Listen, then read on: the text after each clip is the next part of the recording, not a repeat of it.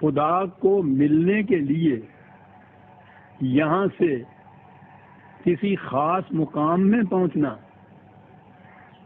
جو 7 آسمانوں کے اوپر ہے، وہ عرش ہے، خدا وہاں ہوتا ہے۔ یہ ذرا لطیف سا نکتہ ہے، اس پہ ذرا غور کیجئے گا۔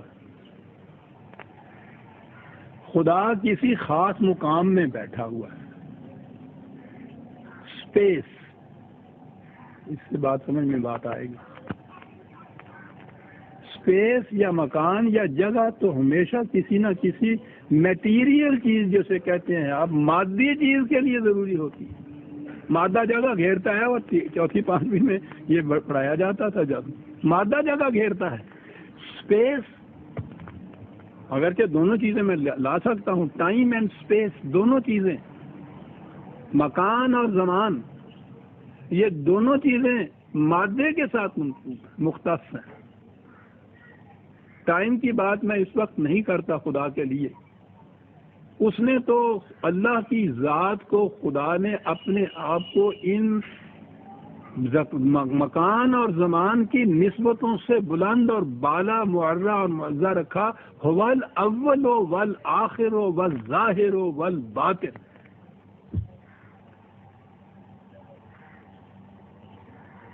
کہ یہ چیزیں کوئی مادی شے جو ہو اس کے لیے یہ ضروری ہے کہ کسی وقت میں وہ ظہور میں آئے، کسی وقت میں وہ ختم ہو جائے، یہ تو ٹائم ہوا۔ کسی ایک مقام کے اوپر ہو، جب ایک مقام کے اوپر ہوگی تو دوسرے مقام پہ وہ نہیں ہوگی، یہاں ہوگی، اس کے لیے اسپیس کی ضرورت ہوگی آپ کو۔ تو اسپیس تو ایک میٹیریل چیز کے لیے ہوتی ہے۔ خدا کے متعلق یہ تصور کہ وہ کوئی ایک مقام ہے جسے عرش کہتے ہیں، وہ وہاں رہتا ہے۔ کسی نے اگر ملنا ہو خدا سے تو اس مقام پر جانا پڑے گا۔ جانے والا بھی میٹیریل حیثیت میں جا رہا ہے، بجسد عنصری جسے کہتے ہیں نا، جسم مبارک کے ساتھ، اسی جسم کے ساتھ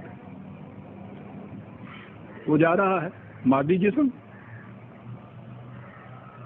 اسپیس میں سے جائے گا، اسپیس میں ہی جائے گا، اور جس کے پاس جا رہا ہے وہ بھی ایک خاص مقام پر ہے، وہاں جا کے ملنا ہوگا اس سے۔ عزیزان من، کھٹ سے یہ اعتراض کیا جاتا ہے کہ کیا تم خدا کی قدرت کے قائل نہیں ہو کہ وہ اپنے بندے کو ایک لے جائے؟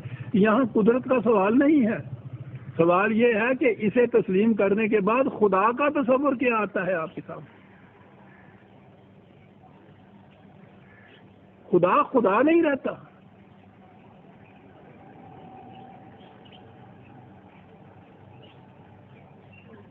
اس انداز سے یہ جو آپ کہتے ہیں شرف ملاقات ہوئی، حضور تشریف لے گئے، یہ اس لیے اس سے انکار کیا جاتا ہے کہ ایسا مان لینے سے خدا کو ایک خاص جگہ پہ محدود ماننا پڑتا ہے، اور اول تو یہ خدا کے تصور ہی کے خلاف ہے۔ اور قرآن میں تو ہر مقام کے مختلف مقامات میں آپ دیکھیں گے کہ وہ کیا کہتا ہے، اذا سألک عباد عنی، لیجیے 2/186، وَإِذَا سَأَلَكَ عِبَادِي عَنِّي فَإِنِّي قَرِيبٌ۔ میرے متعلق میرے بندے پوچھتے ہیں تو ان سے کہو کہ میں کہیں عرشوں پہ نہیں بیٹھا ہوں، انی قریب، میں پاس ہی ہوں۔ کتنا پاس؟ یہ ہے جی 2/186۔ کس قدر پاس؟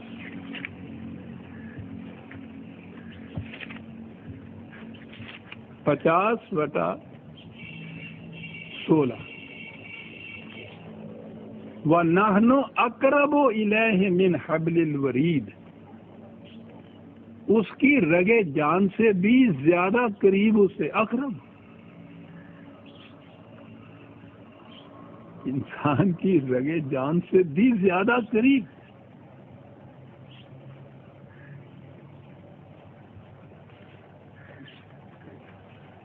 اور اور ایک اور ریفرنس. ویسے تو میں نے عرض کیا نا کہ پوچھو نہیں کتنی ریفرنس دی جا سکتی. 57/4 ہوا معکم اینما کنتم، تم کہیں بھی ہو خدا تمہارے ساتھ ہوتا ہے.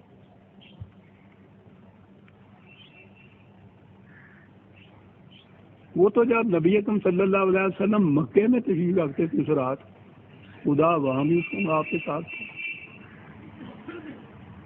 ان کے کہنے کے مطابق اگر بیت المقدس میں آئے ہیں تو اس وقت بھی ساتھ تھے. یہاں سے جہاں کہتے ہیں وہ تو ہوا معکم اینما کنتم، تم کہیں بھی ہو وہ تمہارے ساتھ ہوتا. تو جو ہر وقت ساتھ ہے، رگے جان سے بھی زیادہ قریب ہے، اس کو ملنے کے لیے کسی خاص مقام پر جانا اس تصور کو باطل قرار دے دیتا ہے. یہ دو متضاد تصور ہیں کہ جہاں تم ہو وہ تمہارے ساتھ ہے، رگے جان سے بھی قریب تر، اور اس کے ساتھ ہی یہ کہ نہیں وہ یہاں نہیں، وہ عرش پر بیٹھا ہوا ہے.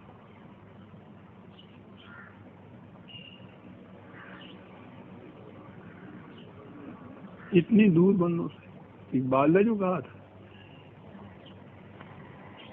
کہ بٹھا کے رکھا ہے تو نے وہ عرش پر ظاہر، خدا وہ کیا ہے جو بندوں سے اعتراض کرے، اپنے بندوں سے اتنی دور کہ امکان اگر ہوا ملنے کا تو ایک نبی اکرم صلی اللہ علیہ وسلم کو اور اس کو خاص اہتمام سے گئے، باقی تو کسی اور کے لیے یہ معراج تو نہیں بتایا گیا.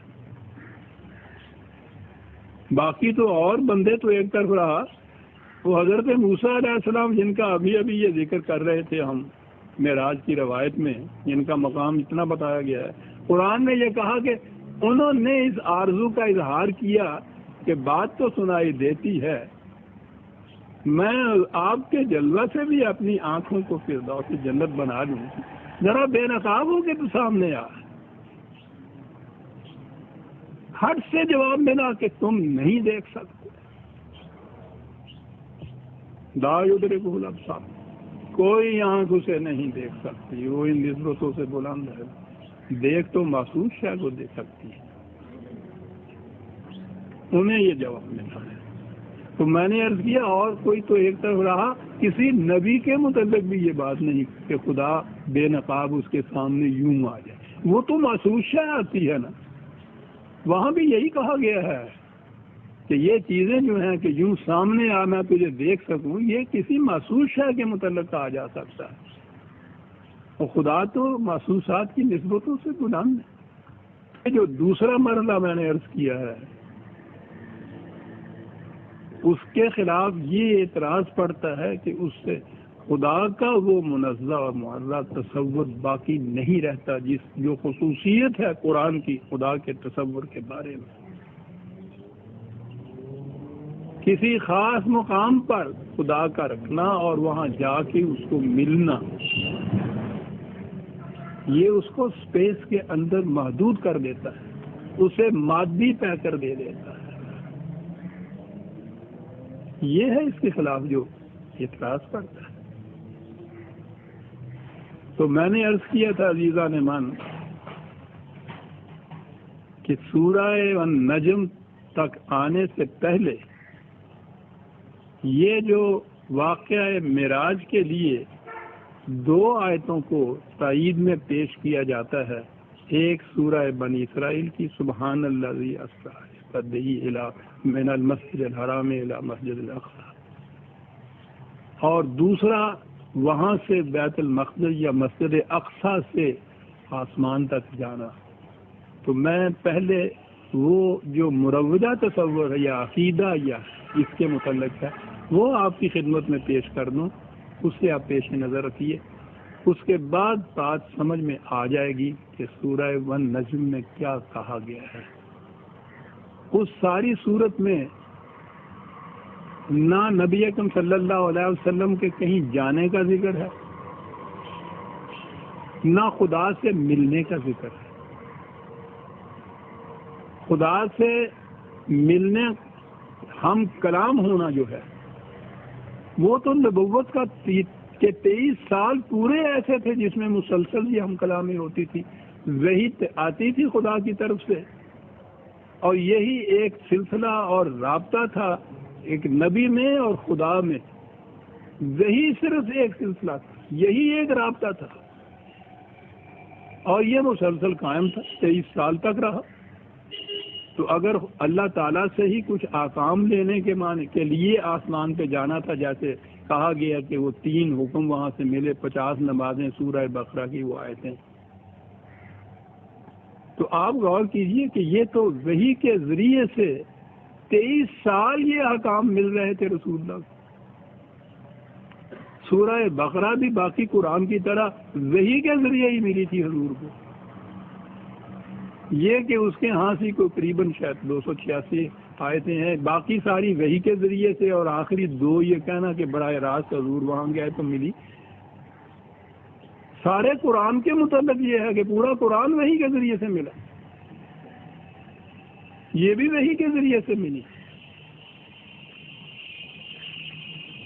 تو یہ ہے وہ قرب جو نبی کو حاصل ہوتا ہے۔ نبی کے متعلق بھی ہمارے ہاں، جیسا میں نے پہلے بھی عرض کیا ہے، ایک غلط تصور ہے۔ یہ یہودیوں کے ہاں یہ تصور تھا کہ نبی پیشین گوئیاں کرتے ہیں، اور یہ ان کے ہیکل میں ایک منصب تھا، پروہتوں میں سے ایک بہت بڑا پروہت جو تھا اس کا منصب تھا یہ، وہ پیشین گوئیاں کرتا تھا، قسمتیں بتاتا تھا، تقدیر کے حال بتاتا تھا، وہ اس کو نبی کہتے تھے۔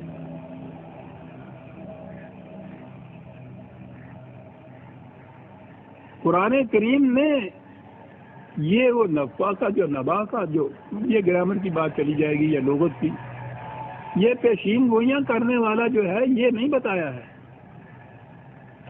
اس نے جو نبی کا لفظ دیا ہے وہ دوسرا مادہ ہے عربی زبان کا، جس کے معنی ہے مقام بلند پہ کھڑا ہوا۔